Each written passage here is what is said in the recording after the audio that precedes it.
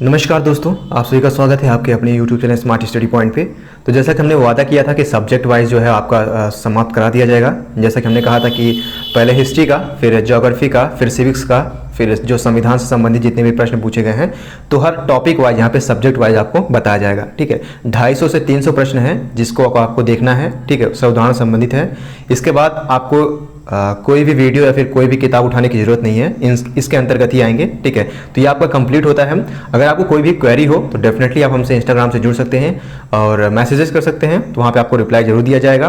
PDF file चाहिए होगी तो आपको जो है डिस्क्रिप्शन बॉक्स में आपको लिंक मिल जाएगा, जहाँ से आप लोग टेलीग्राम से या फिर व्हाट्सएप से जुड़ सकते हैं। ठीक है, तो जिसके माध्यम से आपको पीडीएफ प्रोवाइड करा दिया जाएगा।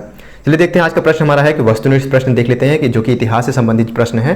पहले हम उदाहरण देखेंगे, इसके बाद जो हमारा अभ्यास प्रश्न है उसको हम यहाँ पे डिस्कशन करेंगे। तो इतिहास से इससे बाहर नहीं आने वाला है, क्योंकि यहाँ पे हम 275, ठीक है, उदाहरण को छोड़ दिया जाए तो 275 जो है प्रश्न हम यहाँ पे देखने वाले हैं। तो 275 10 ये भी होगा तो 300 का लगभग हम यहाँ पे प्रश्न देखेंगे, जिसके बाद आपके आने के चांसेस बिल्कुल जीरो है। तो आपको इसको पूरा का पूरा देखना है, स्टार्टिंग से लेकर एंडिंग तक। हो सकता है इसमें कोई करंट अफेयर से संबंधित जो भी प्रश्न हो तो हो सकता है कि इसमें थोड़ा सा इरेज हो गया हो, तो आप लोग उसको ध्यान से समझिएगा। अगर कोई भी हालांकि हम क्वेश्चन यहाँ पे कोशिश करेंगे कि यहाँ पे कोई गलती ना हो, लेकिन गलती हो तो डेफिनेटली आप उसको बताइएगा, हम यहाँ पे पिन कर देंगे। चलिए स्टार्ट करते हैं कि महमूद गजनवी का भारत पर पहला आक्रमण कब और कहाँ हुआ था। तो महमूद गजनवी का पहला आक्रमण भारत पर जो है 1000 ईस्वी में हुआ था, जो कि काबुल में हुआ था। ठीक है, अगला हमारा है कि सत्यमेव जयते। सत्यमेव जयते उक्ति जो है वो कहाँ से उद्धृत यानी ली गई है। तो सत्यमेव जयते उक्ति जो है वो उपनिषद से ली गई है। उसी प्रकार से तीसरा नंबर देखते हैं कि भारत में ईस्ट इंडिया कंपनी के शासन का अंत कब हुआ था। तो भारत में ईस्ट इंडिया कंपनी के शासन का अंत जो हुआ था वो हुआ था 1858 ईस्वी में। उसी प्रकार से चौथा प्रश्न हमारा है कि इंडियन नेशनल कांग्रेस का प्रथम अधिवेशन कब हुआ था।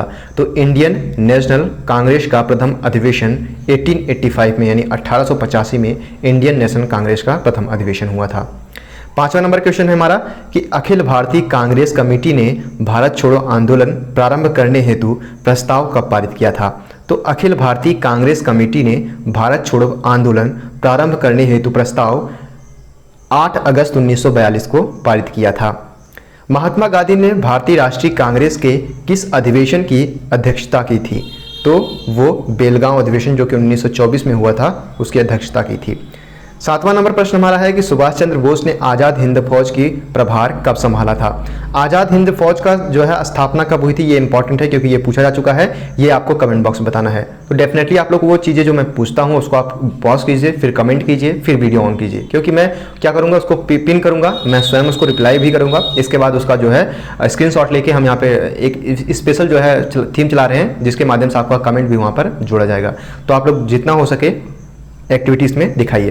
तो 4 जुलाई 1943 को सुभाष चंद्र बोस ने आज़ाद हिंद फौज की प्रभार जो है संभाला था। अगला हमारा प्रश्न है, पहला प्रश्न हम देखते हैं कि इनमें से कौन भारतीय इतिहास का साहित्य स्रोत नहीं है। तो वेद, पुराण और उपनिषद ये तीनों जो है वो भारतीय इतिहास के साहित्यिक स्रोत हैं, जबकि पंचतंत्र जो कि विष्णु शर्मा के द्वारा लिखी गई थी ये ऐतिहासिक स्रोत साहित्यिक स्रोत नहीं है। ठीक है, अगला हमारा है कि विशाख दत्त द्वारा रचित वह कौन सा ग्रंथ है जो गुप्त काल की राजनैतिक, आर्थिक व सांस्कृतिक जीवन पर प्रकाश डालता है। तो आपको पता होना चाहिए कि विशाख दत्त द्वारा रचित वह कौन सा ग्रंथ है जो गुप्त काल की राजनीतिक, आर्थिक व सांस्कृतिक जीवन पर प्रकाश डालता है। ठीक है, तो वो कौन सा ग्रंथ है, वो है देवकी चंद्रगुप्तम। तीसरा नंबर हमारा प्रश्न है कि निम्न में से कौन से ईरानी लेखक व विद्वान था जिसके लेख ऐतिहासिक स्रोतों की दृष्टि से बहुत ही महत्वपूर्ण है। तो अगर देखा जाए तो ऐसा कौन सा ईरानी था, तो वो हेरोडेटस ईरानी था, जिसके विद्वान था जिसके ऐतिहासिक स्रोतों की दृष्टि से बहुत ही महत्वपूर्ण है। ठीक है, ऐतिहासिक दृष्टि से अगर देखा जाए तो हेरोडेटस का जो इतिहास है वो महत्वपूर्ण है, जो इसने लिखी थी साहित्यिक ग्रंथ है। अगला देखते हैं कि समुद्रगुप्त के विजयों का विवरण हमें किस प्रसिद्ध स्तंभ लेख से प्राप्त होता है। तो समुद्रगुप्त की विजयों का विवरण हमें किस प्रसिद्ध स्तंभ लेख से प्राप्त होता है, इलाहाबाद स्तंभ लेख से। पांचवा है कि इनमें से कौन इतिहास जानने का पुरातात्विक स्रोत नहीं है। देखिए अभिलेख, मंदिर और मुद्राएं ये तीनों जो है वो इतिहास जानने का पुरातात्विक स्रोत हैं, जबकि वेद यहाँ पे ऑप्शन गलत होगा। ठीक है, ऑप्शन हमारा बी सही होगा। इस प्रकार से देख लेते हैं। अगला हम देखते हैं निम्न में से वह कौन सा विदेशी इतिहासकार था जिसने अपनी पुस्तक तहकीक-ए-हिंद में 11वीं शताब्दी के भारत की स्थिति पर विस्तृत प्रकाश डाला है। तो वह अलबुरुनी था। ठीक है, अल्बेरुनी था जिसने अपनी पुस्तक तहकीक ए हिंद में 11वीं शताब्दी के भारत की स्थिति पर विस्तृत रूप से प्रकाश डाला है। 7वां नंबर हमारा क्वेश्चन है कि सैंधव सभ्यता के संबंध में निम्न में से कौन सा कथन असत्य है। तो सैंधव सभ्यता ये लकड़ी के हल का प्रयोग करते थे, सही बात है। सबसे पहले कपास पैदा करने का श्रेय सिंधु वासियों को है, सही बात है। और कठोर सिंधु संस्कृति के महत्वपूर्ण अंग थे, ये भी सही है। जबकि नहरों द्वारा सिंचाई नहीं की जाती थी, ठीक है, तो यहाँ पे गलत ऑप्शन हो जाएगा। यहाँ पे लिखा गया कि नहरों द्वारा सिंचाई की जाती थी, तो ऐसे सैंधव सभ्यता में इस प्रकार की कोई विवृत्ति नहीं दिखाई देती है। 8वां नंबर देखते हैं कि सिंधु का बाग या मृतकों का टीला हड़प्पा सभ्यता के किस पुरास्थल को कहा जाता है। मोस्ट इंपोर्टेंट क्वेश्चन है, पूछा जा चुका है। तो सिंधु का बाग या फिर मृतकों का टीला पूछा गया है, तो मोहनजोदड़ो को मृतकों का टीला या फिर सिंधु का बाग कहा जाता है। 9वां नंबर प्रश्न देखते हैं कि सिंधु घाटी सभ्यता को आमतौर पर नगरीय सभ्यता कहते हैं क्योंकि वहां खुदाई में विशाल नगरों के अवशेष प्राप्त हुए हैं। ऑप्शन ए हमारा सही होगा। 10वां नंबर देखते हैं कि हड़प्पा की संस्कृति का विस्तार कहां से कहां तक था। तो हड़प्पा की संस्कृति का विस्तार सिंध और पंजाब के बीच में था। इसी प्रकार से अगला हमारा देखते हैं 11 नंबर है कि सिंधु सभ्यता का प्रधान केंद्र किसे माना जाता है। तो सिंधु सभ्यता का प्रधान केंद्र हड़प्पा को माना जाता है। 12 नंबर क्वेश्चन देखते हैं कि मोहनजोदड़ो किस सभ्यता से संबंधित है। तो मोहनजोदड़ो सिंधु सभ्यता, सिंधु घाटी सभ्यता से संबंधित है। ऑप्शन बी हमारा सही होगा। 13 नंबर इसी प्रकार से देखते हैं कि 13 नंबर हमारा है कि सिंधु घाटी के लोगों को किस धातु का ज्ञान नहीं था। तो सिंधु घाटी के लोगों को सोना, चांदी, तांबा ये तीनों से परिचित थे, जबकि लोहा से अपरिचित थे। तो ऑप्शन हमारा ए जो है वो सही हो जाएगा। 14 नंबर देख लेते हैं कि इतिहासकारों ने सैंधव सभ्यता का काल निर्धारण क्या किया है। ठीक है, तो सैंधव सभ्यता का जो निर्धारण जो किया गया है वो किसके बीच में है। तो 3200 ईसा पूर्व में, 3200 ईसा पूर्व का जो है इसका काल निर्धारण किया गया है। ठीक है, 14 का सी। 15 नंबर देखते हैं कि इतिहासकारों की राय में हड़प्पा सभ्यता की संस्कृति का विनाश कैसे हुआ। तो एक भूचाल के बाद, भारी बाढ़ से और महामारी, यही तीन कारण थे। ये तीनों ऐसे कारण थे जिसकी वजह से हड़प्पा संस्कृति का विनाश हो गया। तो उपयुक्त सभी के कारणों से। 16 नंबर देख लेते हैं। 16 नंबर हमारा है कि हड़प्पा के लोग किसकी पूजा करते थे। तो प्रजनन शक्ति की पूजा करते थे। हड़प्पा के लोग किसकी पूजा करते थे। प्रजनन शक्ति की पूजा करते थे। 17 नंबर हमारा क्वेश्चन है। 17 नंबर क्वेश्चन क्या है कि आर्य लोग भारत में सबसे पहले कहां पर बसे। तो आर्य लोग सबसे पहले पंजाब में बसे थे। 18 नंबर देख लेते हैं कि प्राचीन भारत की मुख्य लिपि क्या थी। प्राचीन भारत की मुख्य लिपि क्या थी। तो ब्राह्मी लिपि जो थी वो प्राचीन भारत की मुख्य लिपि थी। 19 नंबर हम देख लेते हैं। 19 क्या है कि आर्यों ने दस्यु किन्हें कहा है। तो आर्यों ने भारत के मूल निवासियों को दस्यु कहा है। ठीक है, 20 नंबर हम देखते हैं। 20 नंबर क्या है कि 4 वेदों में सर्वाधिक प्राचीन वेद कौन सा है।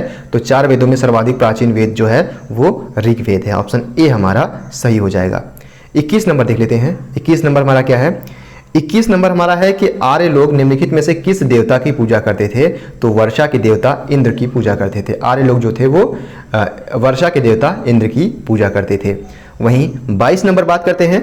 22 नंबर हमारा क्वेश्चन क्या है कि वैदिक युग में ग्राम समूहों को क्या नाम दिया गया। जो वैदिक युग था उसमें जो कई गांवों का जो समूह होता था तो उसे क्या कहा जाता था। उसे विश कहा जाता था। ठीक है, ये इंपॉर्टेंट है, ये आपको याद रखना है कि एग्जाम में जो है पूछे गए हैं।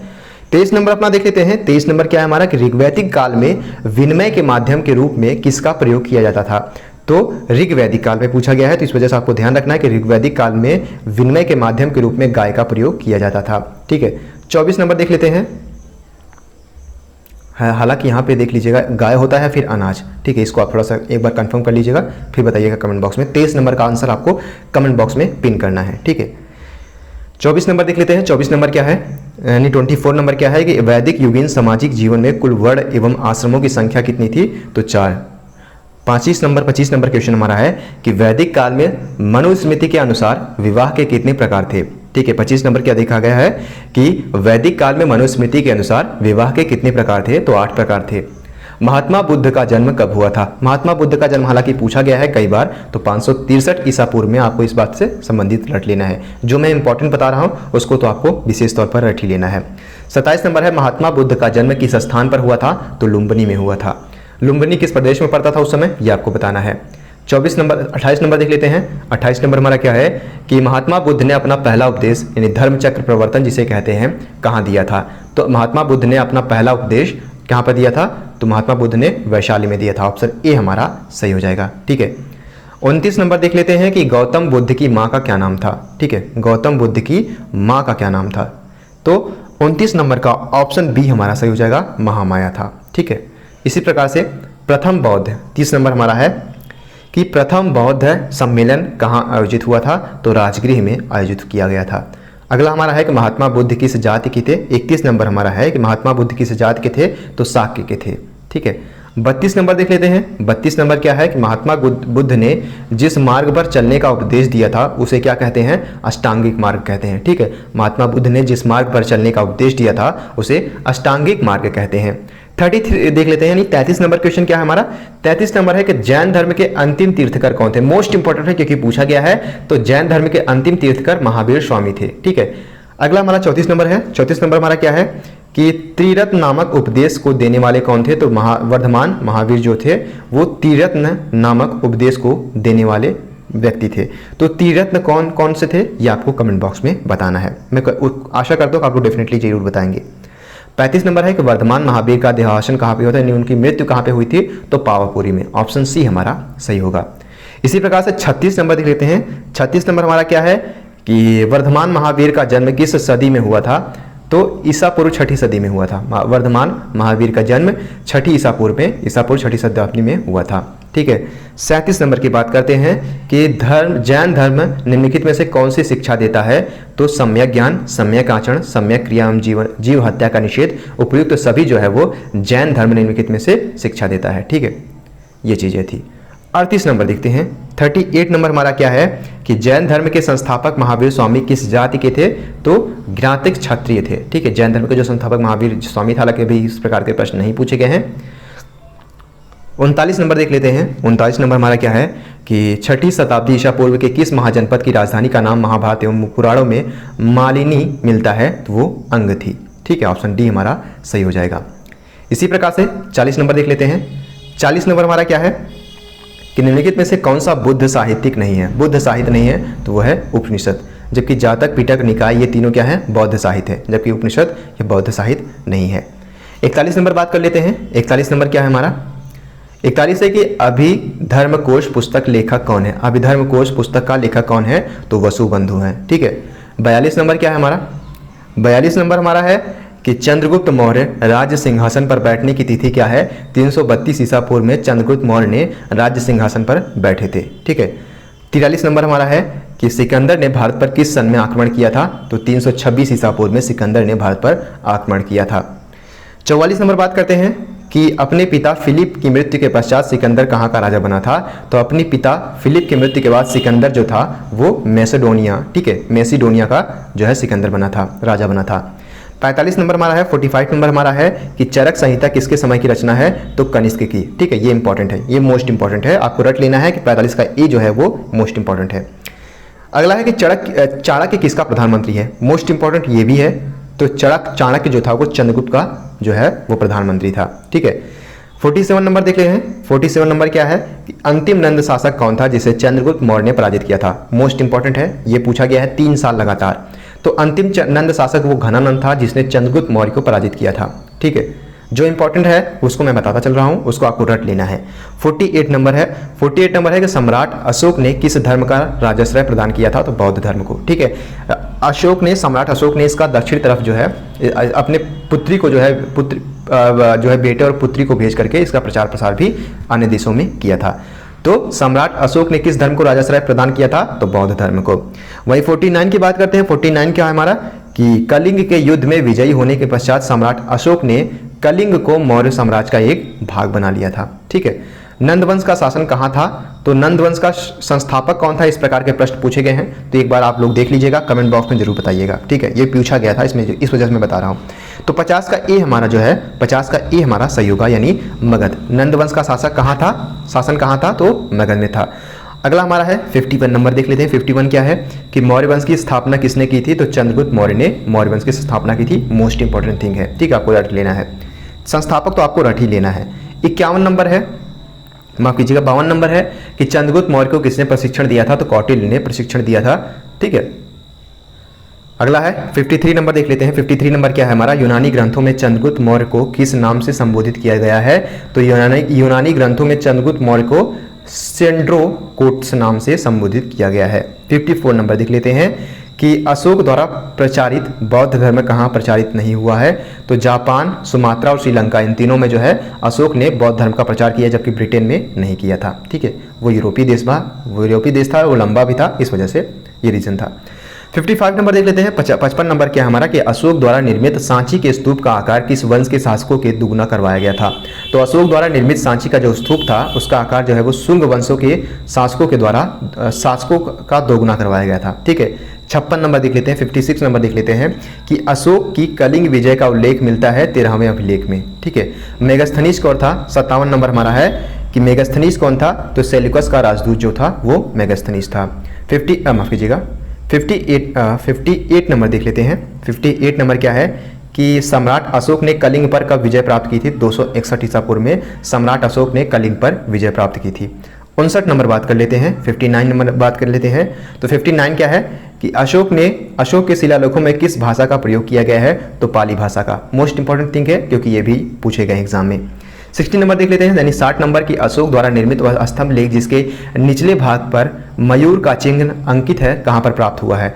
तो लौरिया नंदगढ़। ठीक है, नंदनगढ़। ठीक है, लौरिया नंदनगढ़ में अशोक द्वारा जो है निर्मित जो स्तंभ लेख है वहाँ पर निचले भाग में मयूर का चिन्ह जो है स्तंभ जो है प्राप्त हुआ है। 61 की बात करते हैं। 61 क्या है हमारा कि कुषाण वंश के सबसे प्रतापी सम्राट कौन था। तो कनिष्क जो था वो कुषाण वंश में सबसे प्रतापी सम्राट था। 62 नंबर बात करते हैं। 62 नंबर क्या है हमारा कि कनिष्क का समय कौन सी बौद्ध संगीत में हुई थी। तो कनिष्क के समय में कौन सी बौद्ध संगीति हुई थी। चतुर्थ बौद्ध संगीति हुई थी। ठीक है, 63 नंबर देख लेते हैं कि कुषाण वंश के पतन के लिए निम्नलिखित में से कौन से कारण उत्तरदायी थे। ये इंपॉर्टेंट है। ठीक है, हालांकि पूछा तो नहीं गया लेकिन पूछे जाने के चांसेस हैं।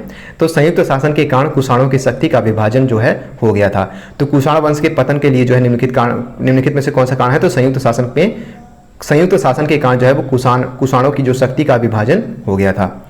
वहीं 64 नंबर की बात करते हैं। यानी 64 नंबर हम अपना देख लेते हैं। 64 नंबर क्या है कि निम्न में से किस स्थान पर अशोक के पुत्र एवं पुत्री अर्थात महेंद्र एवं संघमित्रा ने बौद्ध धर्म का प्रचार किया था। तो दक्षिण पूर्व एशिया में। ठीक है, इस प्रकार से देख लेते हैं। तो अगला हम देख लेते हैं 65 नंबर। ठीक है, यानी 65 नंबर अपना बात करते हैं। 65 नंबर हमारा क्या है कि झेलम नदी के किनारे प्रसिद्ध वितस्ता का युद्ध किन किन राज्यों के मध्य माफ कीजिएगा। झेलम नदी के किनारे जो वितस्ता का युद्ध हुआ था वो किन किन राजाओं के मध्य लड़ा गया था। तो पोरस एवं सिकंदर के मध्य जो है वितस्ता का युद्ध लड़ा गया था, जो कि झेलम नदी के किनारे स्थित है। ठीक है, ऑप्शन 65 का ऑप्शन सी हो जाएगा। 66 नंबर बात करते हैं। तो 66 नंबर हमारा क्या है कि मौर्य वंश के पश्चात शुंग वंश की स्थापना किसने की थी। तो पुष्यमित्र ने। ठीक है, मौर्य वंश के पश्चात शुंग वंश की स्थापना पुष्यमित्र ने की थी। 67 की बात करते हैं। यानी 67 नंबर हमारा क्या है कि सातवाहन वंश का सबसे महान शासक कौन था। तो गौतमी पुत्र सातकर्णी जो था वो सातवाहन वंश का सबसे महान शासक था। इसी प्रकार से 68 नंबर बात कर लेते हैं। 68 हमारा कि किस अभिलेख से ज्ञात होता है कि कलिंग नरेश खारवेल ने सातवाहन नरेश सातकर्णी प्रथम को पराजित किया था। तो जो है हाथी गुम्फा अभिलेख से ये प्राप्त होता है कि कलिंग नरेश खारवेल ने सातवाहन नरेश सातकर्णी प्रथम को पराजित किया था। अगला है 69 नंबर हमारा है। यानी 69 नंबर क्या है कि कनिष्क द्वारा शक संवत की शुरुआत कब की गई थी। तो 78 ईसा पूर्व में कनिष्क द्वारा। ये इंपॉर्टेंट है। ठीक है, अगला देखते हैं कि शुंग वंश में प्रमुख राजधर्म क्या था। ये भी इंपॉर्टेंट है। 70 नंबर भी आपको मोस्ट इंपॉर्टेंट थिंग है कि शुंग काल में प्रमुख राजधर्म क्या था। तो ब्राह्मण धर्म है। ठीक है, ऑप्शन ए हमारा सही हो जाएगा। 71 बात करते हैं। 71 हमारा क्या है कि शुंग वंश के अंतिम राजा देवभूति का वध किसने 27 ईसा पूर्व में कर दिया था। तो वासुदेव ने 27 ईसा पूर्व में शुंग वंश के अंतिम राजा देवभूति का वंश जो है अंत कर दिया था। अगला हमारा 72 नंबर है। 72 नंबर क्या है हमारा कि चोल पांडे और चेर के राजाओं के विषय में हमें किस साहित्य से जानकारी मिलती है। तो चोल पांडे और चेर के राजाओं के विषय में हमें संगम साहित्य के जो है जानकारी प्राप्त होती है। 73 नंबर बात कर लेते हैं। 73 नंबर क्या है कि गुप्त राजवंश का प्रभावशाली राजा समुद्रगुप्त कब गद्दी पर बैठा था। तो 335 ईस्वी के आसपास जो है ये बैठा था। 74 नंबर बात कर लेते हैं। 74 नंबर क्या है हमारा कि इतिहासकार समुद्रगुप्त को किस नाम से पुकारते हैं। तो इतिहासकार मोस्ट इंपॉर्टेंट ठीक है, पूछा गया था किसको जो है वो किसको भारत का नेपोलियन, किस शासक को भारत का नेपोलियन कहा जाता है। प्रश्न इस प्रकार था। ठीक है, सेम टू सेम प्रश्न था। तो समुद्रगुप्त को भारत का नेपोलियन कहा जाता है। मोस्ट इंपॉर्टेंट क्वेश्चन है। ठीक है, आपको इसको रट लेना है। 75 नंबर की बात करते हैं। 75 नंबर है हमारा गुप्त साम्राज्य का सबसे प्रतापी शासक चंद्रगुप्त विक्रमादित्य कब सिंहासन पर हुआ। रूढ़ हुआ था, यानी बैठा था, सिंहासन रूढ़ हुआ था। तो गुप्त साम्राज्य का सबसे प्रतापी शासक जो चंद्रगुप्त था, चंद्रगुप्त विक्रमादित्य जो है वो 380 ईसा पूर्व में सिंहासन रूढ़ हुआ था, यानी गद्दी पर बैठा था। 76 नंबर बात कर लेते हैं। 76 नंबर क्या है हमारा कि विक्रम संवत किसने प्रारंभ किया था? तो विक्रम संवत जो है वो चंद्रगुप्त विक्रमादित्य ने प्रारंभ किया था। ठीक है, 77 की बात करते हैं। ठीक है, 77 के नंबर बात करते हैं। तो वारामिहिर नामक गुप्तकालीन ज्योतिष ने निम्नलिखित ग्रंथ की रचना की थी। वो कौन सा ग्रंथ था? तो बृहद संहिता थी। पांड्यों का केंद्र यानी राजधानी कौन थी? तो ये इंपॉर्टेंट है, 78 नंबर इंपॉर्टेंट क्वेश्चन है। 78 नंबर हमारा क्या पूछ रहा है कि पांड्यों का जो राजधानी थी वो कहां पर थी? तो वो थी मदुराई में। ठीक है, इस प्रकार से अगला हमारा है 79 देख लेते हैं। 79 क्या है कि चोल शासकों में सबसे प्रतापी और प्रसिद्ध राजा कौन था? 79 क्या है कि चोल शासकों में सबसे प्रसिद्ध प्रतापी राजा कौन था? तो राजेंद्र प्रथम था। ठीक है, 80 नंबर बात करते हैं। 80 नंबर क्या है कि जातक कथाओं में किसके जीवन की कहानियां लिखी गई हैं? 80 नंबर क्या है कि जातक कथाओं में किसके बारे में कहानियों का उल्लेख किया गया है? तो बोधिसत्वों के बारे में उल्लेख किया गया है।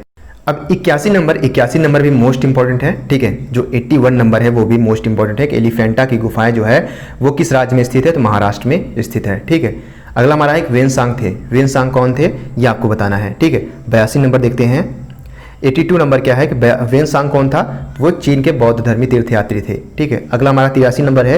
83 नंबर हमारा क्या है कि नालंदा विश्वविद्यालय कहाँ पर स्थित है? मोस्ट इंपॉर्टेंट थिंग है जो कि कई बार पूछा गया है। ठीक है, ऐसे ही क्वेश्चन जो है वो कई बार पूछे गए हैं। तो जो मैं मोस्ट इंपॉर्टेंट बोलता हूँ वो आपको विशेष तौर पर वीडियो को पॉज करके एक बार क्वेश्चन को वापस से रिपीट कर लेना चाहिए। ठीक है, 83 का बी यानी पटना के पास जो है नालंदा विश्वविद्यालय स्थित है। इसी प्रकार से 84 नंबर है। 84 नंबर है पुलकेशिन द्वितीय की एहोल प्रशस्ति का लेखक कौन था? ठीक है, 84 नंबर क्या है हमारा? 84 नंबर क्या है कि पुलकेशिन द्वितीय की एहोल प्रशस्ति का लेखक कौन था? तो रवि कीर्ति था। ऑप्शन डी हमारा सही हो जाएगा। 85 नंबर देख लेते हैं, यानी 85 नंबर हमारा क्या है कि चीनी यात्री वेनसांग किस राजा के शासनकाल में भारत आया था? तो चीनी यात्री वेनसांग जो था वो हर्षवर्धन राजा के शासनकाल में भारत आया था, वेनसांग। ठीक है, 86 बात करते हैं। 86 हमारा क्या है कि गुप्त काल में निम्नलिखित में से कौन से वैज्ञानिक और गणितज्ञ हुए थे? तो आर्यभट्ट और वारामिहिर ये दोनों जो हैं वैज्ञानिक और गणितज्ञ हुए थे। ठीक है, ऑप्शन सी हमारा सही हो जाएगा। 87 नंबर बात करते हैं, यानी 87 नंबर जो हमारा है वो किस प्रकार से प्रश्न पूछा गया है उसको एक बार देख लेते हैं। 87 नंबर है कि हर्ष ने अपनी राजधानी कहाँ बसाई थी? तो हर्ष ने अपनी राजधानी कन्नौज में बसाई थी। ऑप्शन बी हमारा सही हो जाएगा। अब 88 नंबर हम देख लेते हैं कि हर्ष ने सिंहासन पर बैठने का समय क्या था? तो लगभग 605 ईसा पूर्व में बैठा था। ठीक है, 89 की बात करते हैं। भारत के किस शासक ने नागानंद, ठीक है, नागानंद, रत्नावली और प्रियदर्शिका नामक ग्रंथों की रचना की है? तो हर्षवर्धन ने नागानंद, रत्नावली और प्रियदर्शिका की जो है, हालांकि प्रियदर्शिका पूछा गया था क्वेश्चन, तो इस बात को आपको ध्यान रखने का। तो प्रियदर्शिका के रचनाकार कौन है? तो हर्षवर्धन। ठीक है, ऑप्शन डी हमारा 89 का ऑप्शन डी जो है सही हो जाएगा। 90 देखते हैं कि हर्ष के जीवन की पुस्तक किसने लिखी है? तो बाणभट्ट ने हर्ष के जीवन पर जो है पुस्तक लिखी है। 91 बात कर लेते हैं। 91 क्या है हमारा? तो 91 है कि पल्लव वंश का अंतिम शासक कौन था? तो नंदीवर्मन जो है वो पल्लव वंश का अंतिम शासक था। माफ कीजिएगा, देखिए यहाँ पे ऑप्शन गलत हो जाएगा। पल्लव वंश का अंतिम शासक जो था वो अपराजित वर्मन था। ठीक है, ऑप्शन बी हमारा सही हो जाएगा। 92 बात करते हैं। 92 हमारा है कि राष्ट्रकूट राजाओं ने अपनी राजधानी कहाँ बनाई थी? तो मान्यखेट में। राष्ट्रकूट राजाओं ने अपनी राजधानी कहाँ बनाई थी? मान्यखेट में बनाई थी। ठीक है, अगला है 93 नंबर हमारा क्या है? 93 बात कर लेते हैं। 93 हमारा जो है कि राष्ट्रकूट राजा किस धर्म को मानने वाले थे? तो ब्राह्मण धर्म को। ठीक है, राष्ट्रकूट राजा जो थे वो ब्राह्मण धर्म को मानने वाले व्यक्ति थे। 94 नंबर बात करते हैं कि हर्षवर्धन की बहन का नाम जो है वो राजश्री था। 95 नंबर बात करते हैं, चंदेल राजाओं की राजधानी खजुराहो थी। 96 नंबर बात करते हैं, चालुक्य शासकों में किसे सर्वाधिक योग्य और प्रतापी राजा माना जा सकता है? तो चालुक्य शासकों में सर्वाधिक पुलकेशिन द्वितीय को योग्य और प्रतापी राजा माना जा सकता है। 97 बात करते हैं। 97 क्या है हमारा कि चोल राजाओं ने शासनकाल की सुव्यवस्था के लिए किसे अपने राज्य को कई प्रांतों में बांटा था और इन प्रांतों को क्या कहते हैं? इन प्रांतों को क्या कहते हैं? तो मंडलम कहते हैं। 98 नंबर देख लेते हैं कि कश्मीर के इतिहास के विषय में सबसे प्रामाणिक जानकारी का स्रोत राजतरंगिणी जो नामक ग्रंथ है वो किसकी रचना है? कल्हड़ की। मोस्ट इंपॉर्टेंट क्वेश्चन है कि राजतरंगिणी किसके द्वारा लिखी गई है, जो कि जम्मू कश्मीर के बारे में, इतिहास के बारे में बताती है, तो वो कल्हड़ के द्वारा लिखी गई है। 99 देखते हैं कि मामल्लपुरम के प्रसिद्ध गणेश मंदिर का निर्माण किस पल्लव शासक ने करवाया था? तो परमेश्वर वर्मन ने करवाया था। 100 नंबर क्वेश्चन की बात करते हैं, तो 100 नंबर बात क्या करते हैं कि कोणार्क का सूर्य मंदिर जो है, जिसे हम रथ मंदिर के नाम से भी जानते हैं, तो कोणार्क के सूर्य मंदिर का निर्माण किसने कराया था? तो नरसिंह देव ने करवाया था। ऑप्शन बी हमारा सही हो जाएगा। ठीक है, इसी प्रकार से अगला देख लेते हैं। 101 नंबर हमारा क्या है? 101 नंबर हमारा है कि भारतवर्ष में गुलाम वंश का पहला शासक कौन था? तो कुतुबुद्दीन ऐबक जो था वो भारत में से गुलाम वंश का पहला शासक था। वही 102 देखते हैं। अगला हमारा प्रश्न है कि 1000 से 1030 ईसा पूर्व के बीच में भारत का आक्रमण करने वाला उत्तर पश्चिमी का प्रथम आक्रांता कौन था? तो महमूद गजनवी। ठीक है, जो कि 1000 से 1030 के बीच में आक्रमण करने वाला पहला पश्चिमी जो था। अगला है 103 देख लेते हैं। 103 हमारा है कि मोहम्मद गौरी ने भारत पर पहला आक्रमण कब किया था? मोस्ट इंपोर्टेंट क्वेश्चन है क्योंकि ये पूछा जा चुका है, 2 बार क्वेश्चन जो है पूछा जा चुका है। तो 103 नंबर का जो है 1175 में जो है मोहम्मद गौरी ने भारत पर आक्रमण किया था। मोहम्मद गौरी की मृत्यु कब हुई थी ये आपको बताना है। ठीक है, मोहम्मद गौरी की मृत्यु कब हुई थी? तो ये चीज़ें हैं, ये 1206 ईस्वी में हो गई थी। 105 नंबर बात कर लेते हैं कि मोहम्मद गौरी की मृत्यु के पश्चात उसके प्रतिनिधि कुतुबुद्दीन ऐबक ने स्वयं को स्वतंत्र शासक घोषित कर दिया और भारत का गुलाम वंश की नींव कब डाली थी? तो 1206 ईस्वी में, आपको पता भी होगा। ठीक है, गुलाम वंश की नींव डाली थी। म्लेच्छ का क्या अर्थ होता है? ये एक बार क्वेश्चन जो है वो पूछा जा चुका है कि म्लेच्छ का क्या अर्थ होता है? तो असभ्य, कहते हैं ना मलिक्ष आदमी हो यार, तो असभ्य निष्कासित जाति के लोग। ठीक है, इस प्रकार से आज भी इस शब्दों का प्रयोग किया जाता है। 107 नंबर देखते हैं कि दिल्ली में 1211 ईस्वी में इलवरी वंश को स्थापित करने वाला शासक कौन था? तो शमशुद्दीन इल्तुतमिश जो था, दिल्ली में 1211 ईस्वी में इलवरी वंश के स्थापित करने वाला शासक था। ठीक है, इस प्रकार से बात करते हैं। इस प्रकार से 108 नंबर बात करते हैं। 108 नंबर क्या है कि 1236 में इल्तुतमिश की मृत्यु के पश्चात दिल्ली में किसने सुचारू रूप से शासन संभाला था? तो रजिया सुल्तान ने संभाला था शासन। ठीक है, 109 नंबर की बात कर लेते हैं कि रजिया सुल्तान ने कब से कब तक दिल्ली की गद्दी पर संभाली थी? तो 1236 से 1240 के बीच में। ठीक है, 110 नंबर बात कर लेते हैं। 110 नंबर हमारा क्या है कि इल्तुतमिश के वंशजों को गद्दी से हटाने के पश्चात बलबन कब दिल्ली की गद्दी पर बैठा था? तो 1266 ईस्वी में बलबन जो है दिल्ली की गद्दी पर बैठा था। 111 की बात कर लेते हैं, यानी 111 नंबर की बात कर लेते हैं। अलाउद्दीन खिलजी वंश का प्रसिद्ध शासक था, उसका शासनकाल था। ठीक है, 111 नंबर क्या बात है कि अलाउद्दीन खिलजी वंश का प्रसिद्ध शासक था, उसका शासनकाल कहाँ से कहाँ तक था? तो 1296 से 1316 के बीच में था। ठीक है, 112 नंबर बात कर लेते हैं। 112 नंबर क्या है कि दिल्ली सल्तनत के प्रारंभिक शासक कौन थे? तो तुर्क था। दिल्ली सल्तनत के प्रारंभिक शासक कौन थे? तो वो तुर्क था। ठीक है, इसी प्रकार से 113 नंबर की बात कर लेते हैं। 113 नंबर है कि दिल्ली सल्तनत की शासन व्यवस्था में इक्ता किसे कहते हैं? तो दिल्ली सल्तनत की शासन व्यवस्था में इक्ता सरकारी अधिकारी को वेतन के बदले दी गई भूमि को कहते हैं। ठीक है, ये इंपॉर्टेंट है।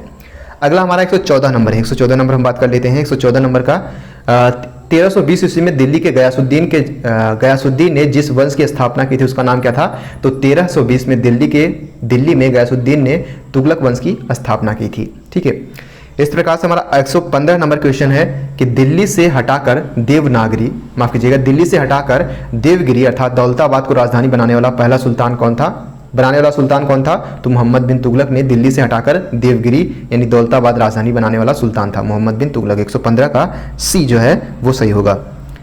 116 नंबर देख लेते हैं कि मोहम्मद बिन तुगलक के शासनकाल में हरिहर बुक्का ने दक्षिण में किस राज्य की नींव डाली थी? तो विजयनगर की। ठीक है, ये भी इंपॉर्टेंट है, एक बार पूछा गया है ये क्वेश्चन। ठीक है, 117 नंबर बात कर लेते हैं। 117 नंबर क्या है कि मोहम्मद बिन तुगलक की मृत्यु के बाद दिल्ली का सुल्तान कौन बना था? तो फिरोज शाह तुगलक बना था। ठीक है, 118 नंबर बात कर लेते हैं। 118। ठीक है, 118 क्या है हमारा कि मालिक काफूर के नेतृत्व में दक्षिण की ओर सेना भेजने वाला सुल्तान इनमें से कौन था? तो अलाउद्दीन खिलजी जो था वो मलिक काफूर के नेतृत्व में जो है दक्षिण की ओर सेना भेजने वाला सुल्तान था। ठीक है, 119 नंबर देख लेते हैं। 119 नंबर क्या है कि लोधी वंश का सबसे महत्वपूर्ण शासक निम्नलिखित में से कौन था? सिकंदर लोधी था, जो कि 1489 से 1517 के बीच में शासन इसने किया था। 120 नंबर बात कर लेते हैं कि पृथ्वीराज चौहान। ठीक है, 120 नंबर हमारा क्या है? 120 नंबर क्या है हमारा कि पृथ्वीराज चौहान की जीवनी और कार्यों पर आधारित पृथ्वीराज आसो की रचना किसने की थी? चंद्रबरदाई। मोस्ट इंपॉर्टेंट है कि पृथ्वीराज आसो की स्थापना रचना किसने की थी? तो पृथ्वीराज आसो की जो है रचना जो की थी वो चंद्रबरदाई करवाई थी, ने किया था। 121 नंबर देख लेते हैं कि 121 नंबर पूछ रहा है कि खुतबा क्या होता है। खुतबा क्या होता है कि शुक्रवार की प्रार्थना में शासक जो है वो सुल्तान के नाम से धार्मिक उपदेशों का वाचन करता है। क्या करता है कि शुक्रवार की प्रार्थना में शासक सुल्तान के नाम से धार्मिक उपदेशों का वाचन करता है। ठीक है, इसी प्रकार से 122 नंबर बात कर लेते हैं। 122 नंबर बात कर लेते हैं कि बाबर ने भारत पर अपना पहला आक्रमण कब किया था? तो 1519 ईस्वी में। ठीक है, इसी प्रकार से पूछा गया था घाघरा का युद्ध कब हुआ था? खानवा का युद्ध। ये दो प्रश्न जो है वो पूछे गए थे एक बार, जिसको आपको एक बार देख लेना है। ठीक है, आपको कमेंट बॉक्स में बताना है। 123 नंबर देख लेते हैं। 123 नंबर क्या है कि जिस समय बाबर ने भारत पर अपना प्रथम आक्रमण किया उस समय दिल्ली का सुल्तान कौन था? तो इब्राहिम लोदी था। ठीक है, 24 नंबर बात कर लेते हैं, यानी 124 देख लेते हैं कि कृष्णदेव की मृत्यु के बाद किस साम्राज्य का पतन होने लगा था? तो विजयनगर पर जो है कृष्णदेव राय की मृत्यु के पश्चात जो है वो विजयनगर का जो है शासन जो है वो क्या होने लगा था? वो पतन होने लगा था। अब 125 नंबर बात कर लेते हैं कि शासन प्रबंध के क्षेत्र में शेरशाह का प्रमुख सुधार क्या था? तो भूमि प्रबंधन। ठीक है, भूमि प्रबंधन के लिए जो है वो शेरशाह सूरी जो है जाना जाता है, और ग्रेन टैंक रोड जो है वो शेरशाह सूरी ने ही बनवाई थी। ठीक है, तो यह आपको चीज़ें जाननी चाहिए। 126 नंबर देख लेते हैं। 126 क्या है कि बाबर का जन्म कब हुआ था? ये इंपॉर्टेंट नहीं है, 1483 ईस्वी में हुआ था, हालांकि दे दिया गया इसमें। अगला है कि मोस्ट इंपॉर्टेंट जो अगला क्वेश्चन है 127 जो है ये पूछा गया है। तो 127 है कि 1527 में बाबर और राणा सांगा के बीच में कहाँ युद्ध हुआ था? तो 1527 का युद्ध जो है वो खानवा के युद्ध के नाम से जाना जाता है, जो कि बाबर और राणा सांगा के बीच में हुआ था। 128 की बात कर लेते हैं। ठीक, 128 क्या है कि भारत में मुगल सत्ता स्थापित करने की दृष्टि से इतिहासकारों ने बाबर के किस युद्ध को सर्वाधिक महत्वपूर्ण बताया है? तो खानवा के युद्ध को सर्वाधिक महत्वपूर्ण बताया है। 129 की बात कर लेते हैं। 129 का जो है इसमें क्या है कि 1526 में बाबर और इब्राहिम लोदी का मुकाबला कहाँ पर हुआ था? तो पानीपत में, जिसे पानीपत की लड़ाई भी कहते हैं। ठीक है, पानीपत की दूसरी लड़ाई कब हुई थी ये आपको कमेंट बॉक्स में बताना है। ठीक है, जितने भी प्रश्न मैं पूछता जा रहा हूँ आपको कमेंट बॉक्स में जरूर बताना है। बाबर की मौत के बाद हुमायूं कब दिल्ली की गद्दी पर बैठा था? 1530 ईस्वी में जो है हुमायूं गद्दी पर बैठ गया था। 131 देख लेते हैं कि बाबर ने अपनी आत्मकथा बाबरनामा किस भाषा में लिखी है? तो बाबर की जो आत्मकथा है वो बाबरनामा वो बाबर के द्वारा लिखी गई है पहली बात, और वो तुर्की भाषा में लिखी गई है दूसरी बात। ठीक है, ऑप्शन सी हमारा 131 का सी हो जाएगा सही। 132 है कि पानीपत प्रथम युद्ध कब लड़ा गया था? 1526 में। पानीपत का दूसरी लड़ाई कब लड़ी गई थी ये आपको कमेंट बॉक्स में बताना है। 130 देखिए पानीपत का जो है युद्ध है ये इंपॉर्टेंट है क्योंकि ये पूछा जा चुका है। ठीक है, आपको रट लेना है। तो किस महत्वपूर्ण युद्ध में बाबर ने जिहाद का नारा दिया था और तमगा नामक कर को समाप्त किया और युद्ध को जीतने के बाद गाजी की उपाधि धारण की थी? तो खानवा के युद्ध के बाद जो है बाबर ने जिहाद का नारा दिया था। ठीक है, 134 नंबर बात कर लेते हैं। 134 क्या है कि हुमायूं की असफलता का सबसे बड़ा कारण जो था उसकी स्वयं की कमजोरी थी। ठीक है, 135 की बात कर लेते हैं कि 1576 में अकबर और राणा प्रताप के मध्य कौन सा युद्ध लड़ा गया था? तो 1576 में अकबर और राणा प्रताप के बीच में हल्दी घाटी का युद्ध लड़ा गया था। इसमें विजयी कौन हुआ था ये आपको इंपॉर्टेंट नहीं है, लेकिन आपको कमेंट बॉक्स में जरूर बताना है। ठीक है, 136 देख लेते हैं कि फतेहपुर सीकरी का निर्माण किस मुगल शासक ने करवाया था? मोस्ट इंपॉर्टेंट क्वेश्चन है। तो फतेहपुर सीकरी का निर्माण अकबर ने करवाया था। ठीक है, भारतीय इतिहास में 1556 क्यों प्रसिद्ध है? ठीक है, 1556 क्यों प्रसिद्ध है? 137 पूछा गया है। तो पानीपत का दूसरा युद्ध जो है लड़ा गया था। चलिए जो पूछा था वो चीज़ें यहाँ पे पूछ ही ली गई है। 138 देख लेते हैं। 138 का फर्स्ट जो है वो सही होगा, यानी शाहजहां द्वारा बनवाए गए मयूर सिंहासन में कौन ईरान ले गया? तो नादिर शाह जो था वो इसको ईरान लेके चला गया था। ठीक है, जो शाहजहां द्वारा जो मयूर सिंहासन बनवाया गया था उसे नादिर शाह ईरान लेके चला गया था। 139 देख लेते हैं। 139 क्या है हमारा कि पानीपत के दूसरी युद्ध जो कि 1556 में हुआ था किन दो पक्षों के बीच में हुआ था? तो अकबर व हेमू के बीच में हुआ था। 139 का ऑप्शन ए हमारा सही हो जाएगा। ठीक है, इसी प्रकार से 140 नंबर देख लेते हैं। 140 नंबर हमारा क्या है? 140 नंबर क्या है हमारा कि अकबरनामा के लेखक कौन है? तो अबुल फजल जी जो हैं वो अकबरनामा के लेखककार हैं। 140 का ए ऑप्शन सही हो जाएगा। 141 का देख लेते हैं कि महमूद गजनवी ने भारत पर कितनी बार आक्रमण किया था? तो सोमनाथ को मंदिर को जो 1026 में लूटा था, इसके बाद इसने 17 बार आक्रमण किया था, सर्वाधिक बार। हालांकि एक बार पूछा गया है। ठीक है, एक बार पूछा गया है, इस बात को ध्यान रखिएगा, एक बार पूछ लिया गया है। 142 को देखते हैं। 142 को हम देख लेते हैं कि मुगल साम्राज्य का वह कौन सा शासक था जो 2 बार दिल्ली की गद्दी पर बैठा था, तो वो हुमायूं था। ठीक है, एक बार पराजित हुआ, फिर दोबारा जो है वो लड़के युद्ध जो है प्राप्त करके वो गद्दी पर बैठ गया था। 143 देखते हैं, हुमायूं और शेर खां यानी शेरशाह के मध्य लड़े गए युद्धों में कौन सा युद्ध निर्णायक था। ठीक है, तो 143 का बी ऑप्शन सही हो जाएगा। बिलग्राम का युद्ध जो था वो निर्णायक युद्ध था। 144 नंबर देख लेते हैं। 144 नंबर क्या है कि 30 दिसंबर 1530 ईस्वी को हुमायूं का राज्याभिषेक कहाँ पर किया गया था, तो आगरा में किया गया था। 144 का एक सही हो जाएगा। 145 देख लेते हैं, तो फरीद अर्थात शेर शाह सूरी को शेर खां की उपाधि किसने दी थी, तो बहार खां लोहानी ने दी थी। 146 बात कर लेते हैं। 146 क्या है कि 146 है कि 13 वर्ष की अल्पायु में 14 फरवरी 1556 ईस्वी को अकबर की राज्याभिषेक किस स्थान पर हुआ था, तो किला नौर पर हुआ था। 147 बात करते हैं, यानी 147 नंबर क्या है कि किस मुगल सम्राट के शासनकाल में भारत में ईस्ट इंडिया कंपनी की स्थापना हुई थी, जहांगीर के शासनकाल में। ठीक है, दरबारी भी पहली बार आया था जहांगीर के दरबार में। 148 की बात कर लेते हैं। ताजमहल की शासक ने बनवाया था, मोस्ट इंपॉर्टेंट थिंग है क्योंकि पूछा जा चुका है, तो शाहजहां ने बनवाया था। अगला हमारा अकबर के दरबार में प्रसिद्ध संगीतज्ञ कौन था, तो ये आपने देखा भी होगा, अकबर बीरबल जो चीज़ें आती थी तो वो आप में तानसेन जो था वो प्रसिद्ध जो संगीतज्ञ था। इसी प्रकार से 150 देख लेते हैं।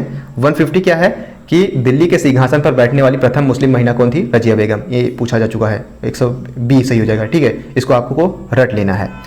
151 की बात कर लेते हैं। 151 क्या है कि हल्दी घाटी का युद्ध जो है वो अकबर ने राणा प्रताप को हरा दिया था। ठीक है, हल्दी घाटी के युद्ध में अकबर ने राणा प्रताप को हरा दिया था। इस प्रकार से 152 नंबर बात करते हैं, क्या है 152 नंबर क्या है कि मुगल सम्राट के विस्तार सबसे अधिक किस राजा के समय में हुआ था, तो अकबर के शासनकाल में हुआ था।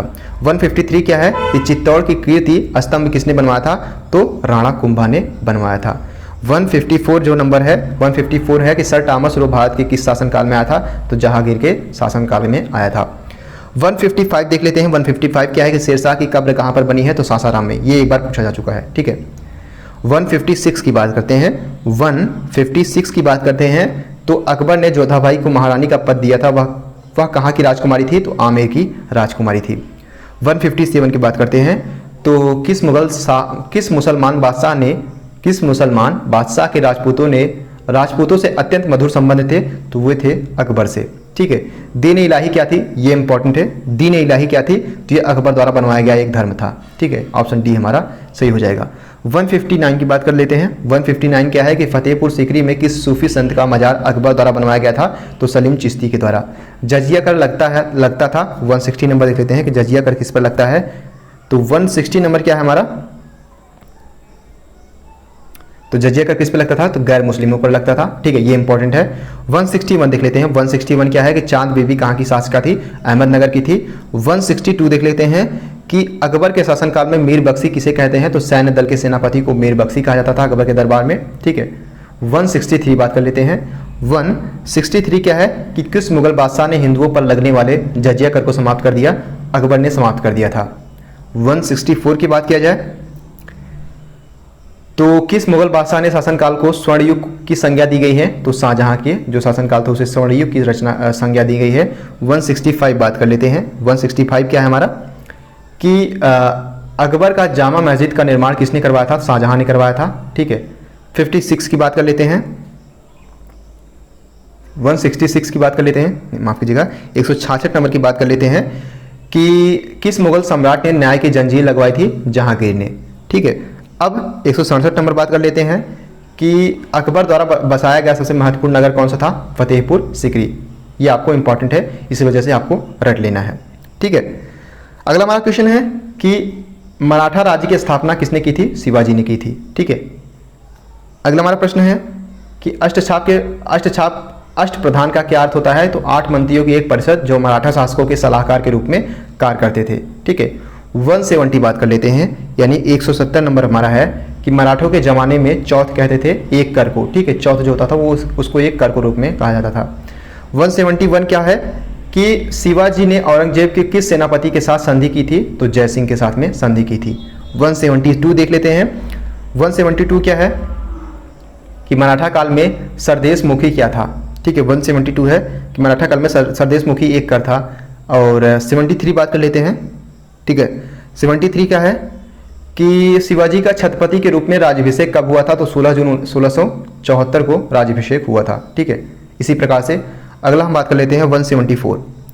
174 क्या है कि शिवाजी की मृत्यु कब हुई थी, 14 अप्रैल 1680 को हुई थी। 175 क्या है कि पानीपत का तीसरा युद्ध 1761 में लड़ा गया था। 176 क्या है कि मुगल सम्राट के पतन का मुख्य कारण क्या था, तो अयोग्य उत्तराधिकारी, औरंगजेब की धार्मिक नीति और मराठों का कुशल रणनीति, ये सभी जो है मुगल साम्राज्य के पतन के प्रमुख कारण थे। ऑप्शन डी हमारा सही हो जाएगा। ठीक है, इस प्रकार से औरंगजेब ने किस सिख गुरु के 2 पुत्रों को दीवार में जीवित चुनवा दिया था, गुरु गोविंद सिंह के पुत्रों को जो है वो दीवार में जिंदा चुनवा दिया गया था। ठीक है, ये चीज़ आपको ध्यान में रखनी है।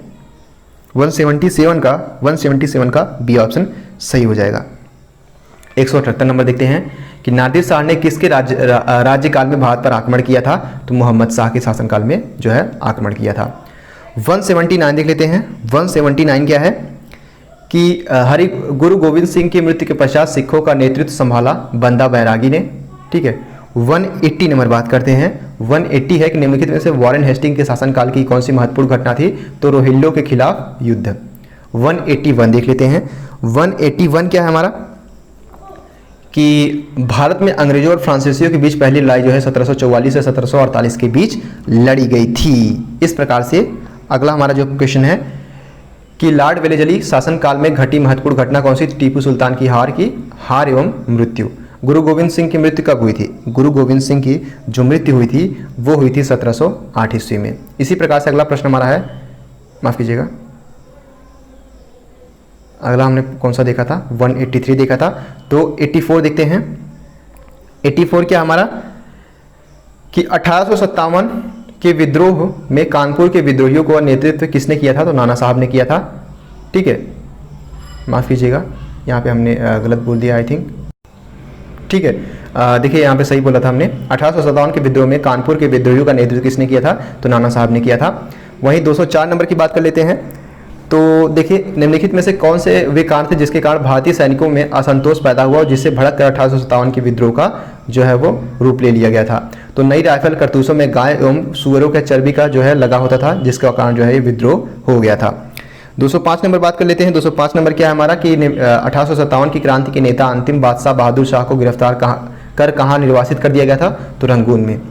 206 नंबर बात करते हैं संथाल विद्रोह कब हुआ था। ठीक है, 206 नंबर है संथाल विद्रोह 1855 से 1887 के बीच में हुआ था। 207 नंबर बात करते हैं। ठीक है, 207 नंबर क्या है कि भारत में व्यापार के लिए अंग्रेजों को किसकी प्रतिद्वंद्विता का सामना नहीं करना पड़ा था, तो चीनी प्रतिद्वंद्विता का सामना नहीं करना पड़ा था। इस प्रकार से 208 नंबर बात कर लेते हैं। 208 नंबर क्या है हमारा कि बंगाल का नवाब सिराजुद्दौला किसका उत्तराधिकारी था, तो अलीवर्दी खां का उत्तराधिकारी था। ठीक है, 209 नंबर की बात कर लेते हैं। 209 नंबर क्या है हमारा कि किस वर्ष मार्ले मिंटो सुधार के अनुसार भारतीयों को कुछ संवैधानिक अधिकार मिले थे, तो 1909 में। 210 नंबर बात कर लेते हैं। 210 नंबर हमारा क्या है, 210 नंबर हमारा है कि मॉन्टेग्यू चेम्सफोर्ड सुधार जिसमें भारत का द्वैत शासन की बात कही गई थी, कब प्रकाशित किया गया था, तो मॉन्टेग्यू चेम्सफोर्ड सुधार, ये मोस्ट इंपॉर्टेंट है क्योंकि आधुनिक भारत का है, तो आधुनिक भारत से ज़्यादा क्वेश्चन पूछे जाते हैं। तो मॉन्टेग्यू चेम्सफोर्ड रिपोर्ट जो है 1919 में आई थी। ठीक है, 211 नंबर बात कर लेते हैं। 211 नंबर क्या है कि निम्न में से किस गवर्नर जनरल ने अकाल नीति को सूत्रबद्ध करने से अग्रगण्य किया था, तो लॉर्ड रिपन ने जो है वो लॉर्ड रिपन ने गवर्नर जनरल ने अकाल नीति को सूत्रबद्ध करने का अग्रगण्य कार्य किया था। ठीक है, अगला हमारा जो कि मोस्ट इंपॉर्टेंट है 212 नंबर देख लेते हैं। 212 नंबर क्या है कि साइमन कमीशन की रिपोर्ट किस वर्ष प्रकाशित हुई, जिसमें इसने प्रांतों को उत्तरदायित्वपूर्ण शासन की सिफारिश की थी, तो 212 का सी जो है 1930 ईस्वी जो है सही हो जाएगा। इसी प्रकार से 213 नंबर क्या है कि 1936 में भारत का गवर्नर जनरल अर्थात वायसराय किसको बनाया गया था, तो लॉर्ड लिनलिथगो को बनाया गया था। ठीक है, 214 नंबर बात कर लेते हैं। 214 नंबर क्या है कि कांग्रेस के किस अधिवेशन में पूर्ण स्वराज, मोस्ट इंपॉर्टेंट है कि कांग्रेस के किस अधिवेशन में पूर्ण स्वराज के पारित हुआ गया था, तो पूर्ण स्वराज की जो है पारित हो गया था, तो लाहौर 1929 में। कांग्रेस के किस अधिवेशन में पूर्ण स्वराज की मांग रखी गई थी, ये आपको कमेंट बॉक्स में बताना है, जो कि पूछा भी गया था। 215 नंबर बात कर लेते हैं। 215 नंबर हमारा कि भारत में पहली रेल लाइन कब प्रारंभ हुई थी, 1853 में मुंबई से ठाणे के बीच में। ठीक है, और इसको प्रारंभ करवाने वाला व्यक्ति कौन था, ठीक है, ये चीज़ें आपको कमेंट बॉक्स में बतानी है। 216 नंबर बात कर लेते हैं। 216 नंबर हमारा है कि भारत में पहला समाचार पत्र किसने शुरू किया था, तो हिक्की ने समाचार पत्र शुरू किया था, ठीक है। अगला हमारा है जो कि हमने पूछा था वो चीज़ें आ भी गई। 217 नंबर हमने क्या देखा था कि भारत में पहली रेलगाड़ी किस गवर्नर जनरल के कार्यकाल में लॉर्ड डलहौजी ने 1853 में मुंबई से ठाणे के बीच में पहली रेलगाड़ी जो है वो चलवाई थी, ठीक है। 218 नंबर बात कर लेते हैं। 218 नंबर क्या है हमारा कि लॉर्ड वेलेस्ली के साथ सहायक संधि पर हस्ताक्षर करने वाला निजाम कौन था, तो निजाम अली था, ठीक है, सहायक संधि।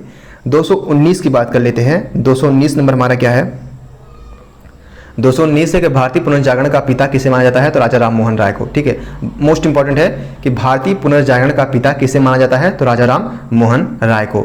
220 नंबर बात कर लेते हैं। 220 नंबर हमारा क्या है, 220 नंबर हमारा है कि किस आंदोलन के दौरान तिलक ने यह प्रसिद्ध नारा दिया कि स्वराज हमारा जन्मसिद्ध अधिकार है और मैं इसे लेकर रहूंगा, तो होम रूल के माध्यम से, ठीक है। इसी प्रकार से 221 नंबर बात कर लेते हैं। 221 नंबर क्या है हमारा कि किस गवर्नर जनरल ने अपने को बंगाल का शेर कहा था, और लॉर्ड वेलेस्ली ने अपने आप को बंगाल का शेर कहा था। 222 नंबर बात कर लेते हैं। तो महात्मा गांधी ने इनमें से किसे कायदे आजम अर्थात महान नेता की उपाधि से संबोधित किया था, तो मोहम्मद अली जिन्ना को कायदे आजम अर्थात महान नेता के रूप में संबोधित किया था। 222 का सी, ठीक है। इस प्रकार से 184 बात नंबर देख लेते हैं, जो कि थोड़ा सा इसमें थोड़ा सा कन्फ्यूजन हो गया था क्योंकि उसमें थोड़ा सा पेपर जो है वो उल्टा पुल्टा हो गया था, आगे पीछे हो गया था। तो 184 नंबर क्या है, 184 नंबर लॉर्ड कॉर्नवालिस के समय में कौन सी घटना घटी थी, तो तीसरा आंग्ल मैसूर युद्ध जो है वो लॉर्ड कॉर्नवालिस के समय में हुआ था। 185 नंबर देख लेते हैं। 185 क्या है कि हिंदी हिंदू हिंदुस्तान वाक्य के संबंध किस निम्नलिखित में से किस व्यक्ति से संबंधित है, तो भारतीय हिंदू हरिश्चंद्र ने जो है ये वाक्यांश कहा था, हिंदी हिंदू और हिंदुस्तान, ठीक है। 186 की बात कर लेते हैं। 186 का फारस के शासक नादिर शाह ने कब दिल्ली पर आक्रमण कर मुगल बादशाह को पराजित किया था, तो फरवरी 1739 ईस्वी में, ठीक है। इस प्रकार से 187 नंबर बात करते हैं। 187 नंबर क्या है कि डचों ने अपनी व्यापारिक कोठी कहाँ पर स्थापित की थी, तो मसूलीपट्टनम में जो है डचों ने अपनी पहली जो है व्यापारिक कंपनी स्थापित की थी।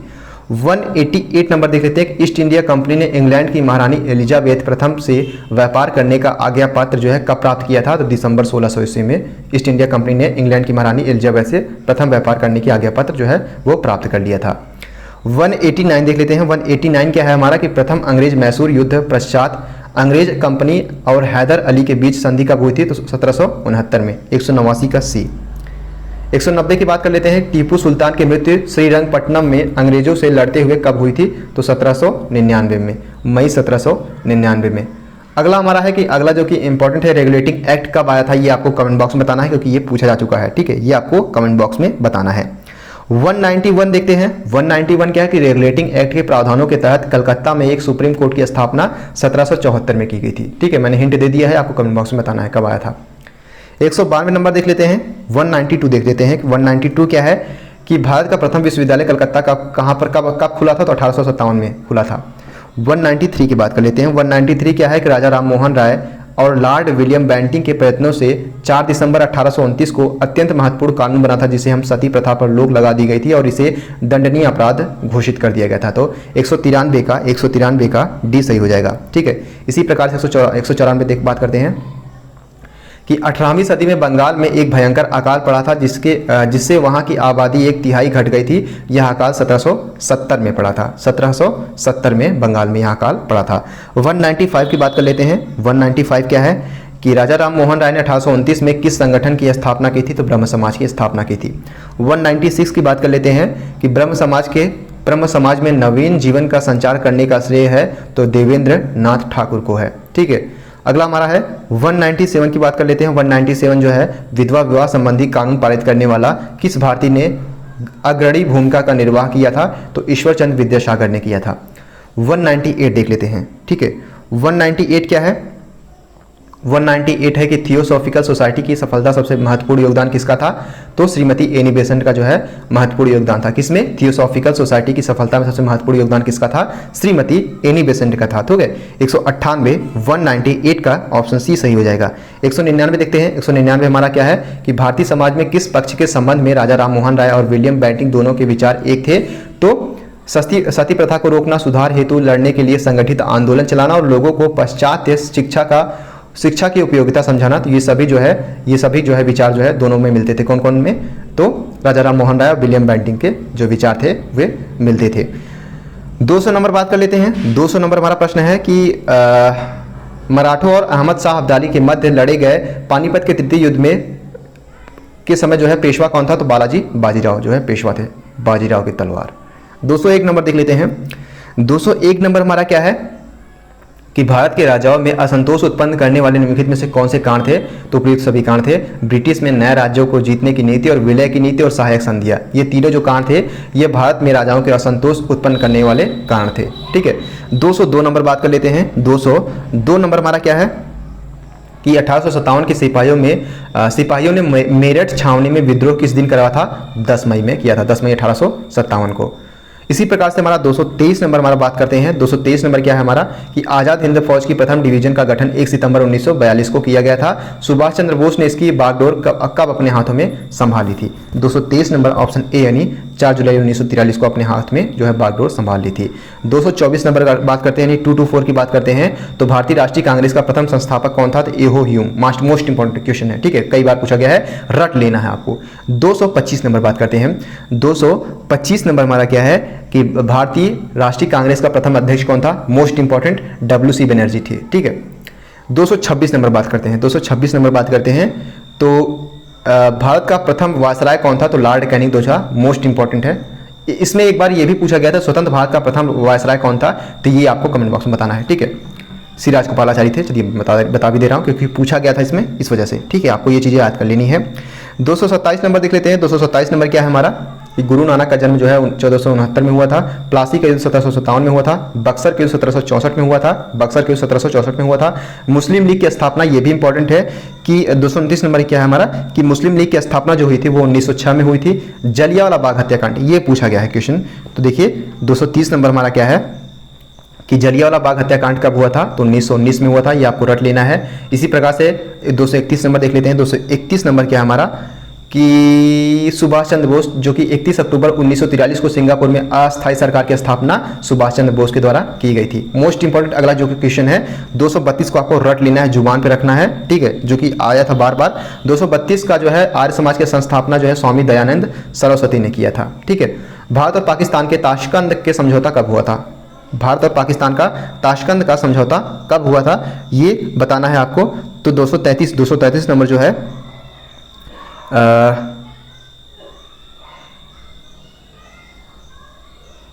माफ़ कीजिएगा, एक सेकंड में यहाँ पे कंफ्यूज कर लेता हूँ। तो 233 नंबर है। ठीक है, चलिए। तो भारत और पाकिस्तान के ताशकंद समझौता कब हुआ था? 233 नंबर है, पूछा गया है कि भारत और ताशकंद का समझौता कब हुआ था? तो 1996 में हुआ था। ठीक है, 233 का जो है आपको समझना है।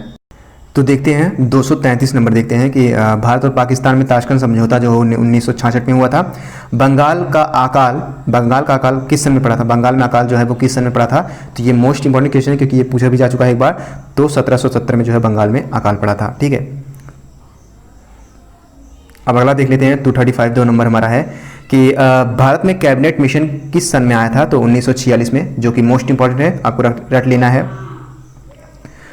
अगला हम देख लेते हैं कि 236 नंबर हमारा है कि स्वतंत्र भारत का अंतिम गवर्नर जनरल कौन था? तो लॉर्ड माउंटबेटन। ठीक है, सती प्रथा 237 नंबर हमारा है। सती प्रथा के उन्मूलन में किस गवर्नर जनरल की प्रमुख भूमिका रही है? तो लॉर्ड विलियम बेंटिंक की प्रमुख भूमिका रही है। और 238 की बात कर लेते हैं, यानी 238 की बात कर लेते हैं। तो बंगाल के प्रथम विभाजन के समय जो है भारत का वायसराय कौन था? तो लॉर्ड कर्जन जी थे। ठीक है, अगला हमारा है लॉर्ड कर्जन था। 239 की बात कर लेते हैं कि असहयोग आंदोलन शुरू होने के 1 अगस्त 1920 को किस राष्ट्रवादी नेता की मृत्यु हो गई थी? बाल गंगाधर तिलक की। ठीक है, 239 का बी सही हो जाएगा हमारा। 240 नंबर देखते हैं जो कि इंपॉर्टेंट है कि भारत छोड़ो नारा कब दिया गया था, ये आपको भी पता होगा। ठीक है, तो 242 ऐसा करते हैं, इसको आप कमेंट बॉक्स में बताइएगा, डेफिनेटली इसको आप कमेंट बॉक्स में बताइएगा। ठीक है, चलिए मैं इसको इन दोनों को काट देता हूँ, आपको इन दोनों में बताना है। ठीक, 1942 में आया था, 1946 में, ये आपको कमेंट बॉक्स बताना है। 241 नंबर बात करते हैं, जरूर बताइएगा क्योंकि मैं पिन करूँगा, मैं स्वयं उसका रिप्लाई भी दूंगा। 241 नंबर हमारा है कि 1914 से 1918 के बीच में विश्व इतिहास में क्यों प्रसिद्ध है, क्योंकि यहाँ पे प्रथम विश्व युद्ध हुआ था। और 1939-1944 के बीच में जो है 43 के बीच में जो है वो द्वितीय विश्व युद्ध हुआ था। ठीक है, तो विश्व युद्ध जब प्रारंभ हुआ था उसको भी आपको रट लेना है। अगला हमारा देखते हैं 242 हमारा जो है, यानी 242 नंबर क्या है क्वेश्चन हमारा, कि वह स्थान जहां 1923 में स्वराज दल की स्थापना की गई थी, तो इलाहाबाद में स्वराज दल की स्थापना की गई थी। इसी प्रकार से 243 नंबर देख लेते हैं। तो 243 नंबर हमारा क्या है, 243 नंबर क्या है कि महात्मा गांधी ने सर्वप्रथम सत्याग्रह आंदोलन का महान प्रयोग आरंभ कहाँ पे, चंपारण में किया था। ठीक है, तो 243 का सी सही हो जाएगा। 244 नंबर देख लेते हैं। 244 क्या, भारतीय इतिहास में वर्ष 1905 ईस्वी क्या महत्व है, तो बंगाल का विभाजन हुआ था 1905 ईस्वी में। ठीक है, 245 नंबर की बात कर लेते हैं। 245 का नंबर क्या है हमारा, कि जब भारत स्वाधीन हुआ था तो उस समय ब्रिटिश प्रधानमंत्री कौन थे, तो हेनरी क्लीमेंट थी। ठीक है, इस प्रकार से 246 नंबर बात कर लेते हैं। तो 246 नंबर क्या है हमारा, कि पानीपत का तीसरा युद्ध जो है लड़ा गया था, तो वो मराठा और अहमद शाह अब्दाली के बीच लड़ा गया था। 247 नंबर बात कर लेते हैं। 247 बात कर लेते हैं कि टीपू सुल्तान कहाँ का शासन था, तो मैसूर का शासन था। और 248 नंबर क्या है हमारा, कि 1757 में प्लासी के युद्ध में मिर्जाफर नामक सेनापति की गद्दारी के कारण किस भारतीय बादशाह की हार हुई थी, तो सिराजुद्दौला की हार हुई थी। ठीक है, 249 नंबर लेते हैं। 249 की बात कर लेते हैं। तो सिख पंथ की नींव किसने डाली थी, तो गुरु नानक ने सिख पंथ की नींव डाली थी। 250 नंबर देख लेते हैं। 250 250 नंबर एक है कि वारेन हेस्टिंग। ठीक है, भारत का प्रथम गवर्नर जनरल कौन था, तो वारेन हेस्टिंग। ठीक है, 251 बात कर लेते हैं। भारत में प्रथम रेलवे लाइन कहाँ से कहाँ तक थी, थाने से मुंबई, 1853। ठीक है, आपको पता भी होगा, लाल डलहौजी। 252 नंबर बात कर लेते हैं। 252 नंबर क्या हमारा है, कि 252 नंबर हमारा है कि 1857 ईस्वी की स्वतंत्रता संग्राम किस स्थान से आरंभ हुआ था, तो मेरठ से स्थान से आरंभ हुआ था। ठीक है, 253 बात कर लेते हैं। 253 बात कर लेते हैं, किसके शासनकाल में भारत की राजधानी कलकत्ता से दिल्ली परिवर्तित हुई थी, तो लॉर्ड हार्डिंग 1911 में आई थिंक हुआ था। इसको एक बार आप लोग चेक कर लीजिएगा।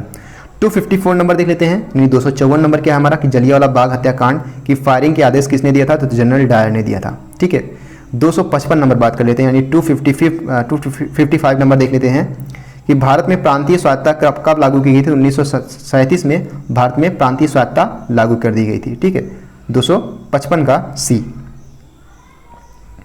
माफ कीजिएगा 255 का बी यहाँ पे होगा। ठीक है, 1937 जो है प्रांतीय। 256 नंबर देख लेते हैं, यानी 256 नंबर देख लेते हैं। 256 नंबर क्या है, कि होम रूल लीग की स्थापना, जो कि मोस्ट इंपॉर्टेंट है क्योंकि पूछा गया है, तो 1916 में होम रूल लीग की स्थापना की गई थी। इसी प्रकार से हमारा अगला जो है 257 नंबर देख लेते हैं। 257 नंबर हमारा क्या है, 257 नंबर में पूछा गया है कि रेगुलेटिंग एक्ट कब पारित किया गया था, तो 1773 में। Pitt's India act most important ये भी है, ये दोनों क्वेश्चन जो है वो इंपॉर्टेंट है। तो 258 नंबर क्या हमारा है, पिट्स इंडिया एक्ट जो है 1784 में पारित किया गया था। अगला हमारा है 259 नंबर हमारा है कि सहायक संधि किस गवर्नर जनरल के समय लागू की गई थी, तो वेलेजली। ठीक है, लॉर्ड वेलेजली के समय जो है लागू की गई थी। 260 नंबर बात कर लेते हैं, यानी 260 की नंबर बात कर लेते हैं कि सुभाष चंद्र बोस ने 1939 में कांग्रेस अध्यक्ष का चुनाव किस आधार पर लड़ा था, तो वह एक आक्रामक नीति के पक्ष में थे जिसका कांग्रेस के नेता विरोध कर रहे थे। ठीक है, 261 नंबर बात कर लेते हैं कि बंगाल में अस्थायी भूमिकर प्रणाली शुरुआत कब की गई थी, तो 1793 ईस्वी में जो है शुरू की गई थी। अगला जो है 262 नंबर देख लेते हैं। 262 नंबर हमारा क्या है कि प्रथम फैक्ट्री जो है कब लागू की गई थी, तो 1881 में प्रथम फैक्ट्री जो है लागू की गई थी। 263 नंबर बात कर लेते हैं। 263 बात कर लेते हैं। तो 263 जो है वो स्थानीय स्वशासन की शुरुआत जो है 1882 में की गई थी। 264 की बात करें वहीं तो 264 नंबर हमारा है कि vernacular press act, Indian arm act किस गवर्नर जनरल के समय लागू किया गया था, तो लॉर्ड लिटन के समय जो है लागू किया गया था। वहीं 265 की बात कर लेते हैं। 265 क्या हमारा कि हड़प नीति के सिद्धांत किसने लागू किया था, लॉर्ड डलहौजी ने किया था। 266 नंबर क्या हमारा कि दिल्ली में असेंबली हॉल में भगत सिंह और बंटकेश्वर दत्त ने कब जो है बम फेंका था, तो 1929 में बम फेंका था। शिमला की सन्यासी के नाम से कौन विख्यात है, शिमला का सन्यासी के नाम से कौन विख्यात है, तो वो है एओम ह्यूम। ठीक है, 268 नंबर बात कर लेते हैं कि 268 नंबर क्या है कि हिंदुओं तथा मुसलमान एक सुंदर वधु अर्थात भारत की दो आंखें हैं। यह कथन किसका है? ये मोस्ट इंपॉर्टेंट है कि हिंदू और मुसलमान एक सुंदर वधु की अर्थात भारत की दो आंखें हैं, सर सैयद अहमद खान ने कहा था। 268 का सी है। ठीक है, 269 नंबर देख लेते हैं। 269 नंबर क्या है? महाराष्ट्र में आर्य समाज की, महाराष्ट्र में मोस्ट इंपॉर्टेंट है। ठीक है, मोस्ट इंपॉर्टेंट है कि महाराष्ट्र में आर्य महिला समाज की स्थापना पंडित रमाबाई ने किया था। ठीक है, 270 नंबर बात कर लेते हैं। 270 है कि निम्नलिखित में से कौन सा कृषक विद्रोह नहीं है? तो झंडा सत्याग्रह कृषक विद्रोह नहीं, जबकि चंपारण सत्याग्रह, खेड़ा सत्याग्रह और मोपला सत्याग्रह तीनों जो है ये किसान के द्वारा जो है विद्रोह किया गया था। ठीक है, 271 नंबर की बात कर लेते हैं, यानी 271 की बात कर लेते हैं। 271 क्या है कि इसमें से कौन सा आर्य समाज से जुड़ा है? लाला लाजपत राय जो है वो आर्य समाज से जुड़े हैं। ठीक है, 271 यानी 271 का जो है ऑप्शन बी सही हो जाएगा। अगला हमारा 272 नंबर है। 272 नंबर क्या हमारा है कि अखिल भारतीय हरिजन संघ की स्थापना किसने की थी? तो महात्मा गांधी ने की थी। ठीक है, अब 273 नंबर देख लेते हैं। 273 नंबर क्या है हमारा कि शेर ए पंजाब के नाम से कौन व्यक्ति विख्यात है? मोस्ट इंपॉर्टेंट, क्योंकि पूछा गया है। लाला लाजपत राय जो है शेर पंजाब के नाम से विख्यात हैं। 274 यानी 275 नंबर देख लेते हैं। 274 है कि डेक्कन एजुकेशन सोसाइटी बनाकर पूना के प्रसिद्ध फर्ग्यूसन कॉलेज की स्थापना करने का श्रेय किस महान भारतीय स्वतंत्रता सेनानी एवं शिक्षाविद को है? ठीक है, तो 274 का जो है वो बी यानी बाल गंगाधर तिलक को। और आखिरी प्रश्न हमारा है यानी 275 नंबर हमारा है कि किस भारतीय राजनीतिक एवं जो है समाज सेवी को नाइटिंगेल ऑफ इंडिया को आपको पता ही होगा जो है सरोजिनी नायडू। ऑप्शन डी हमारा सही हो जाएगा। इस प्रकार से प्रश्न हमारा जो है समाप्त होता है। अगला हमारा जो प्रश्न होगा वो ज्योग्राफी का होगा। इसके बाद हम यहाँ पे सिविक्स का देखेंगे। इसके बाद जैसे ही हमारा चैप्टर समाप्त होता है आप लोगों का फीडबैक जरूर दिया कीजिए। So keep loving, keep supporting and keep stay with. Thank you so much.